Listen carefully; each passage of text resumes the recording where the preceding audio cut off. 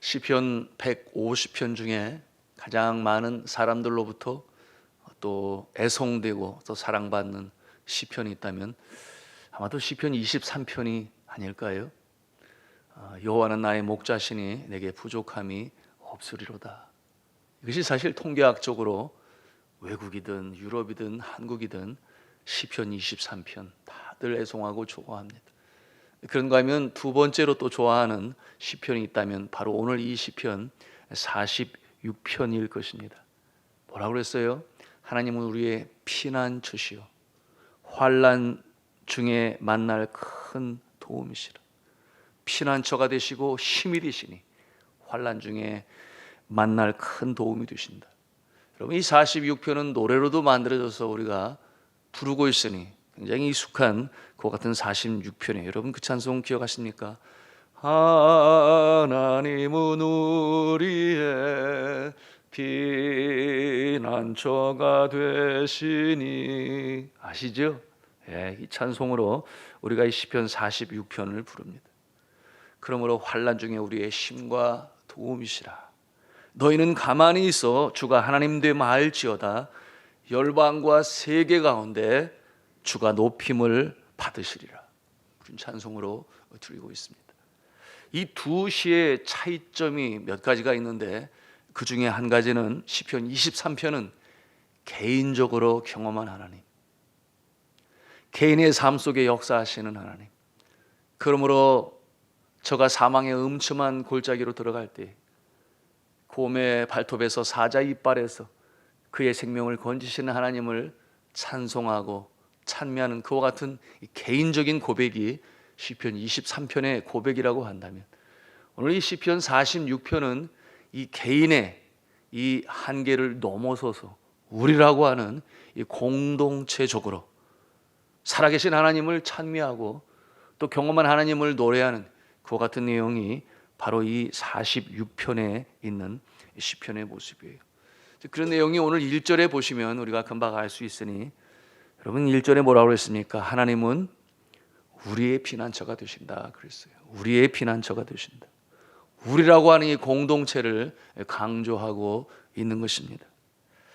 여러분 이 46편이 기록된 배경을 보면 금방 이 시편의 이 공동체적인 찬미를 이해할 수 있으니, 이스라엘이 국가적으로 환난 가운데 처하게 되었어요. 그 환난의 때를 배경으로 삼고 있으니 열왕기하 18장 13절 이하 그와 같은 내용들이 기록되어져 있습니다. 시스기야 왕이 남왕국 유다를 다스리고 있을 때 당시 세계적인 강국이었던 아수르가, 그것도 아주 포악하기로 유명한 산헤립이 엄청난 군대를 이끌고 이 남왕국 유다를 침공하게 됩니다. 그야말로 파죽 주세로 온 나라가 그야말로 이 어려움 속에 처하게 되었으니 온 나라가 유린을 당하게 돼요. 그들이 요청하는 대로 이 성전과 왕궁 보물 창고를 열어 그 보물들을 다 내주었어요. 그럼에도 불구하고 이 산헤립이 물러가지 않습니다. 이 남왕국 유다를 침공하여 자신의 수하에 두려고 아주 혈안이 되어 있어요. 그래서 대대적인 준비를 하고 마지막 남은 이 요새, 해발 630m의 천여적 요새, 바로 이 예루살렘 성입니다. 그곳은 바로 하나님께 제사를 드리는 예루살렘 성전이 있는 이스라엘 모든 백성의 영적 센터라고 할 수 있는 예루살렘 성을 정복하려고 할 그때에 그 배경을 가지고 이 시편이 기록이 되었어요. 민족적 위기사항을 그 배경으로 가지고 있으니 개인보다는 우리라고 하는 공동체적인 입장에서 이 노래를 기록하게 된 것입니다. 여러분 우리나라의 모습으로 상상해 본다면 임진왜란 때 그러지 않았나요? 일본이 쳐들어와서 우리나라 모든 전역이 말로 할 수 없는 그런 아픔과 어려움과 상처를 겪었죠. 그런가 하면 우리의 시대에는 6.25 때의 낙동강 전선, 거기만 밀리면 완전히 공산화가 돼요. 우리가 오늘날처럼 마음껏 주를 찬송하고 또한 열방을 가슴에 품어 복음을 전할 수 있는 자유 대한민국, 경제적인 대국으로 완전히 꿈도 꾸지 못할 그 상황에서 보호하시는 하나님의 손길, 아마도 같은 처지의 모습으로 이 시편 46편이 기록되었다, 이렇게 생각하시면 틀림이 없습니다. 자, 그런데 이와 같은 국가 존폐 위기적 상황에서 하나님께서는 이스라엘 백성들을 보호하십니다. 회개하는 이스라엘 백성들, 히스기야 왕이 옷을 찢었다 그랬어요. 그리고 굵은 배를 두르고 하나님이 계신 성전에 들어가서 회개하며 간청합니다. 살려주세요. 이 나라 민족을 살려주세요. 간청하며 주님 앞에 부르짖을 때에 하나님께서는 하나님만이 행하실 수 있는 그 신적인 능력을 가지고 이 아수르, 그 당시에 적이 없었어요. 대적할 자가 없는 이 아수르를 하나님이 물리치시는데 어떠한 역사가 나타나는가. 그날 밤에 하나님께서 주의 사자를 통하여 그들을 치셨다. 그래서 18만 5천 명이나 되는 엄청난 수의 군사가 완전히 송장으로 바뀌는 그와 같은 역사가 나타나는데, 성경의 학자들은 이와 같은 모습을 추론하여 해석하기를 어떠한 아주 강력한 전염병이 그곳에 돌았다. 그래서 그들이 이스라엘 성에 들어오기 전에 몰살하게 되는 그와 같은 역사가 나타났다, 그렇게 해석을 하고 있습니다. 그리고 이 사내립은 결국 후퇴하여 자신의 나라로 돌아가게 됩니다만, 거기에서 그 포악한 성격으로 인해 저가 신하들에게 죽임을 당하는 그와 같은 역사가 나타나게 됩니다. 자, 이와 같은 모든 일들이 하나님께서 하신 일임을 이 시편 기자는 아는 거예요. 뿐만 아니라 이스라엘 백성들이 알아요. 그러니 그와 같은 생생한 증언을 바탕으로 오늘의 이 살아계신 하나님을 찬송하는 시를 기록하게 되었던 것입니다. 자, 우리 사랑하는 성도 여러분, 우리 하나님께서는 개인적인 하나님만 되실 뿐만 아니라 공동체의 하나님이 되심을 믿으시기 바랍니다.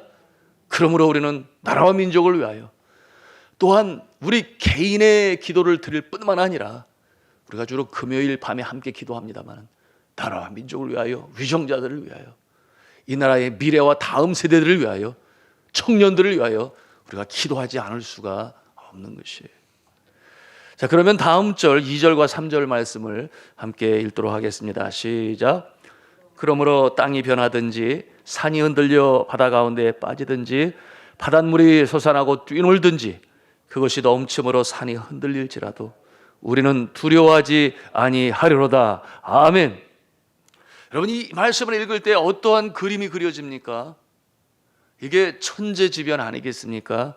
금방 그 엄청난 위력의 지진을 우리가 이 2절 3절을 통해서 상상해 볼 수 있어요.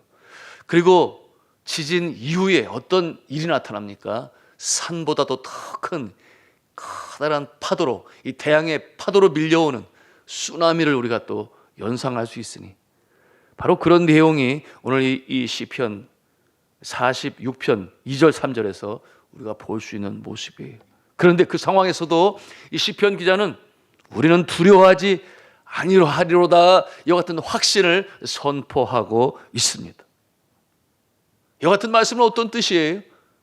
예루살렘의 역사적으로 그렇게 큰 지진이 없었고 물이 이와 같은 내용은 없었으나 아마도 시편의 기자의 마음속에는 홍해 바다가 갈라지고 그와 같은 역사를 또 상상하면서 기록할 수 있었겠죠. 저는 선교지에서 24년을 보내는 동안 이 천재지변을 여러 번 경험할 수 있었습니다. 여러분, 제가 간증으로 많이 나누었습니다만 필리핀에서는 26년 만에 폭우로 엄청나게 비가 내렸어요. 홍수 속에 모든 마을들이 가라앉았습니다. 이 논과 논 사이에 있는 길들이 물로 가려져서 차들이 다니지 못할 정도로.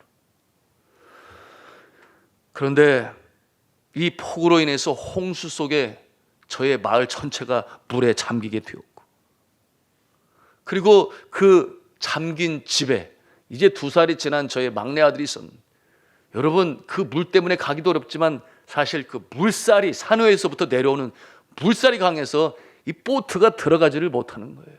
그러한 가운데 보트에 몸을 싣고 제 아내가, 그러니 그걸 갈 수가 없으니 끈을 묶어서 땡겨서 코코넛 나무에 묶고 또 땡기고 그러면서 집에 당도하게 되니 집이 거반 반 정도가 물에 잠겼는데, 주인이 뭐 여러 번 그곳에 이 수해들을 경험하니까 들어갈 때 2계단, 거실에서 들어갈 때 또 2계단, 이런 식으로 해서 안방은 높은 지대, 그나마 나았는데, 그리고 그 위에 침대, 그 위에 이불, 그 위에 제 막내가 앉아서 울고 있었어요. 그렇게 한 것은 학교에 아이 데려다 주러 간 사이에 이렇게 집이 물에 잠기다. 거기에 파출부라는 말을 요즘에 쓰는지 모르겠습니다만, 잠깐 도우러 왔던 이 아주머니가 거기에 이렇게 얹어놓은 거예요. 집기들은 뭐 물에 둥둥 떠다니는 그런 상황에서 겨우 아가를 건전하게 튀었으니 하나님께서 지켜보아하신 것이죠. 하나님께서 지켜보아하신 것이죠. 그런가 하면은 네팔에서는 2015년 4월에 강도 7.8이에요.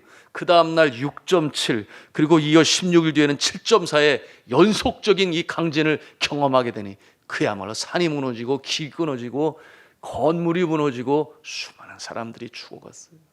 다친 사람들이 이루 말할 수가 없어. 병원마다 환자들이 가득한 그와 같은 상황 가운데서도 여러분, 리빈스턴 학교 학생들, 교사들, 신학교 학생들과 교수들, 저 아내를 포함하여 거의 700여 명이 넘는 학생들, 교사들이 한 사람도 죽는 일이 없었어요. 몸에 상처도 입지 아니했어요. 그러니 하나님께서 보아하신 것이다. 다른 설명이 어떻게 할 수가 없어요. 리빙스턴의 한 학생이 그런 경험을 했어요. 2층 방에 그때 앉아 있었는데 아래층이 그냥 폭삭 주저앉아서 2층이 1층이 되는 그런 경험을 하게 되었는데, 여러분, 저가 상하지 않고 살아나게 되었으니 어떻게 그런 일이 있을 수 있는가? 2층 떨어지는 그 상황에서도 2층 지붕이 내려앉지 않아서, 그렇잖아요? 그래서 살아나게 되었는데, 이것이 하나님의 은혜가 아니면 어떻게 그런 표현할 길이 없습니다. 환난 중에도 이 긍휼을 베푸시는 하나님, 특별히 이 스기야 왕이 민족의 대표자가 되어 하나님 앞에 나가 기도할 때 하나님께서 적들의 손으로부터 구출하시는 이 하나님을 저들이 경험한 것입니다. 환난 중에 보호하시는 이와 같은 모습, 여러분, 이 환난 중에 우리 하나님께서는 보호하실 뿐만 아니라 전화위복의 역사를 허락하시는 하나님이신 줄로 믿으시길 바랍니다. 위기는 기회라고 하는 그와 같은 말도 있죠. 이 부서진 학교 건물, 4층짜리 2개 건물에 16개의 교실이 금이 가고 사용할 수 없는 처지에 이르게 됐어요. 그 건물은 저희 건물은 아니고 새로 사용했습니다만, 그래서 수업을 시작해야 되는데 운동장에서 텐트를 치고 비가 들이치고 그러는 가운데 하나님께서 담력을 주셨으니 지혜지요.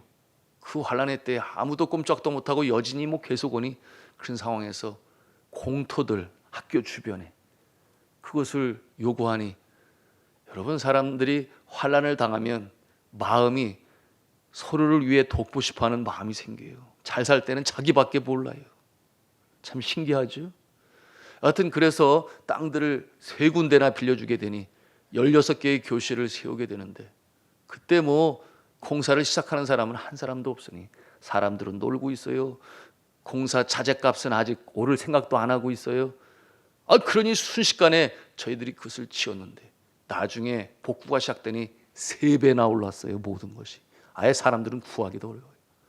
하나님께서 환난 중에 지혜를 주시고 일을 이뤄가게 하시니, 여러분, 그 외에도 여진이 있을 때에 학부모들이 놀라서 학교로 뛰어오는데 1층으로 다 짓게 되었으니 바깥에 나가면 되잖아요. 거기서 바로. 그러니 부모들이 와서 안심하고 돌아가고 이런 일이 있으니, 여러분, 그 환난 중에 하나님께서 보호하시는 리빙스턴 학교는 더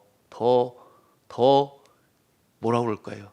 위기를 극복하고 일어서는 일에 학부모들의 인정을 받을 수 있는 그런 학교가 될 수 있었어요. 너무 감사하죠. 저는 이와 같은 모습을 경험으로 갖고 있는데 코로나19가 터져가지고 예배도 제대로 드리지 못해. 예배당은 텅텅 비고 밖에 나가보면 숨죽은 듯이 조용해요. 왜? 교회를 찾아오는 사람이 없으니까. 뭐 그와 같은 상황에서 당회에서는 이 LED 전광 바꾸는데 기왕이면 전체 리모델링을 합시다. 장로님들이 그렇게 말씀하시는데 제가 그때를 연상한 거예요. 그래, 그 환란의 위기 중에 네팔에서 아무도 손도 안 댈 때 교실을 짓고 더 큰 천하위복의 역사를 이뤄가는데 이와 같은 믿음으로 나가게 되니 그래, 하나님께서 이때에 더 역사하실 수 있어. 여러분, 이와 같은 상황에 당회가 결정을 하고 교회가 한다고 하니 우리 성도들이 그야말로 기도하고 힘을 합치고 십시일반으로 심지어 어느 분들은 옥합을 깨요. 하나님께 드리는 가운데 이제 오는 주일에 입당하잖아요. 너무 감사하잖아요. 누가 이런 생각을 합니까? 하나님께서 기도하는 자들에게 이처럼 보호하시고 힘도 주시고 지혜도 주셔서 오히려 전하 위복의 역사를 주시는 하나님이신 줄로 믿으시기를 바랍니다. 너무 감사하죠. 자, 이어 4절에 시인은 하나님의 성, 곧 지극히 높으신 자의 성소에 흐르는 시냇물을 그리며 하나님의 선하심을 찬미하고 있어요. 그러니 실제로 이 성소가 있었던 이 예루살렘 성에는 그런 시내가 없어요. 이게 상징적으로 이제 이렇게 하나님을 찬송하는 것인데요. 성경에는 이 풍성하고 유쾌하고 평화로운 복된 상태를 이처럼 흐르는 냇물, 시냇물로 표현하고 있습니다. 이것은 무엇을 상징적으로 보여주고 있는가 하면 생명수.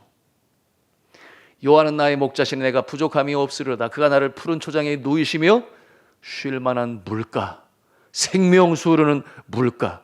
그래서 기쁨과 희락과 평강의 물줄기가 성경 여기저기에 많이 등장하고 있습니다. 하나님이 거하시는 성소로부터 은혜의 강물이 넘쳐 흘러 사방으로 흘러간다. 이것은 하나님의 은혜가 이 생수를 마시는 자마다 구원의 은혜를 베푸신다 하는 그와 같은 내용으로 보여주시는 것이니 이 성전은 하나님의 은혜의 출발점이 되어 흐르는 물처럼 흘러가게 되니 사막에도 이르고 광야에도 이르고 굉장히 아름다운 상징의 모습인데 이 모습은 오늘날 전 세계에 예수 그리스도의 보혈의 능력이 모든 열방에 퍼져 하나님께서 택한 자들을 부르시는 그 모습을 우리가 상상해 볼 수 있는 아주 아름다운 장면이에요. 저는 이와 같은 그림을 늘 마음에 그리며 목회 사역을 감당하고 있어요. 우리 교회는 이 축복의 생명수의 강이 흘러가는 일에 축복의 통로가 되었잖아요. 이 교회를 통하여 흘러가는 이 생명수는 우리 성도들의 심령에 흐르고 가정에 흐르고 일터로 연결되어 흐르게 되니 그러므로 복된 인생으로 살아가는 우리 성도들의 모습, 그래서 우리 교회는 이 땅에 작은 천국을 이루는 그 모습, 그 그림이 늘 제 마음에 있어요. 그 같은 그림을 그리며 이 새벽에도 기도하고 날마다 그 그림을 꿈꾸며 이 사명을 감당하고 있습니다.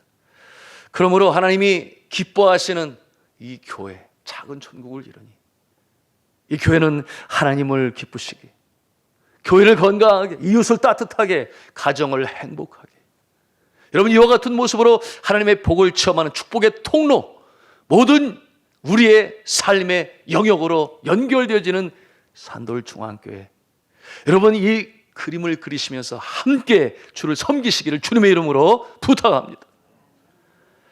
감사한 것은 그동안 두고 온 이 네팔 선교 사역에 중점을 두고 오고 가던 저의 아내가 코로나로 인해서 1년이 넘도록 가지 못하니 이 사람이 가만히 있지 못하는 성품이거든요. 그래서 교회 내 여기저기 이런 일들, 그래서 특별히 다음 세대 어찌하든지 아무래도 학교의 경험이 있잖아요. 그래서 영화부 시작했는데 너무 감사하게 잘 가. 그런가 하면은 또 우리 금요 키즈 클럽 벌써 20명이 넘어가지고 넘어서 지금 이거 졸업 물러야 되냐 말아야 되냐 21명인가 2명인가 이렇게 벌써 하고, 그런 가운데 이 조끼를 또 맞춰야 되나 봐요. 이 금요 키즈 클럽이 어떤 모습인가 하면 여러분 보이스카웃 여러분 아셔요? 걸스카웃, 교회 안에 우리의 자녀들을 보이스카우트 거기서 그런 시스템으로 가는 거거든요. 그러니까 했는데 어제 또 우리 이장순 권사님이 또 그쪽에 재능이 있으시잖아요. 그래서 아유 이게 소량이라 20불밖에 안 되니까 일반 업체에서 안 한다고 그래요. 그랬더니 아이고 저에게 그런 일로 섬길 수 있도록 기회를 주셔서 감사합니다. 할렐루야죠.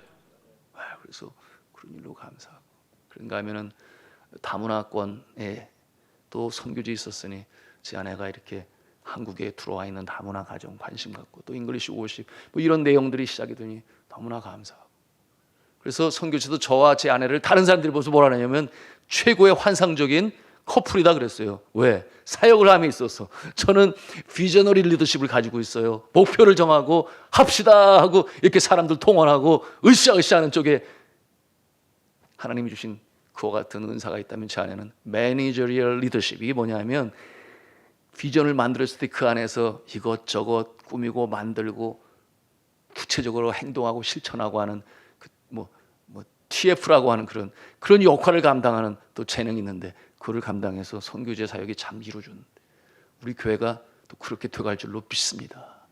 우리 둘이 하는 건 아니죠.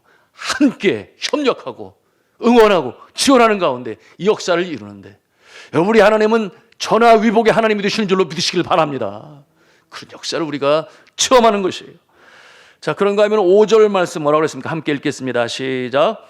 하나님이 그 성중에 계심에 성이 흔들리지 아니할 것이라 새벽에 하나님이 도우시리로다. 아멘. 하나님이 그 성중에 계심에라고 말씀하고 있어요. 여러분이 이 성중에라고 말하는 것은 예루살렘 성이요. 특별히 예루살렘 성전이 그 안에 있으니 이와 같은 표현을 하고 있습니다. 사실 우리 하나님은 무소부재 하나님 아니시겠습니까? 아니 계신 곳이 없으신 우리 하나님, 그리고 여러분의 가정에도 계시고 일터에도 계시고, 그런데 특별히 우리가 성경을 보면 이 성전이 강조가 되고 성소가 강조되어 하나님이 그 가운데 계심을 찬송하고 있는데 그 이유가 무엇일까요? 그것은 바로 그곳에 하나님을 경외하고 하나님을 사모하며 하나님을 찬송하고자 하는 사람들이 모인 곳이기 때문에, 그래서 그 장소가 강조가 되어지는 것이에요. 우리가 이 사실을 마음에 알아두어야 하겠습니다. 자, 하나님을 경외하는 자들이 모인 곳, 두세 사람이 내 이름으로 모인 곳에 나도 그들 중에 있느니라. 마태복음 18장 20절에 주시는 말씀이에요. 여러분, 왜 교회가 중요하고 이 새벽 제단이 중요하고 가정에서 드리는 예배도 중요하지만 예배당에서 드리는 예배가 왜 더 중요하게 여겨집니까? 바로 그처럼 하나님을 경외하고 의지하고 사모하고 예배하는 자들이 함께 모이는 그곳이기 때문에 더 귀한 모습으로 성경에는 소개되고 등장되어집니다.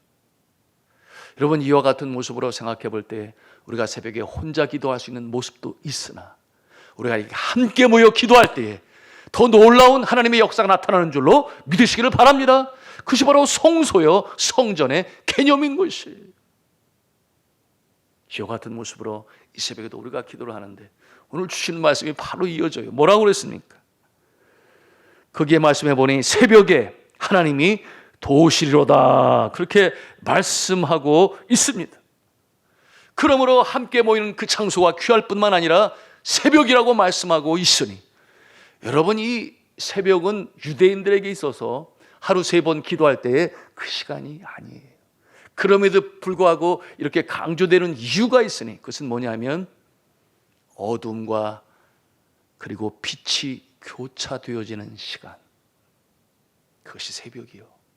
어둠이 물러가고 빛으로 시작되어지는 새 한날의 이 출발, 그래서 이 시간이 중요한 것이니 우리는 흔히 이 말씀을 어떻게 해석을 하는가? 하나님은 첫 것을 좋아하시니, 그러므로 첫 열매를 받으시는 하나님, 그리고 장자의 복으로 연결하시는 하나님, 그러므로 하루의 시작을 하는 이 새벽을, 첫 시간을 하나님께 드릴 때 하나님께서 역사하시는 줄로 믿으시길 바랍니다.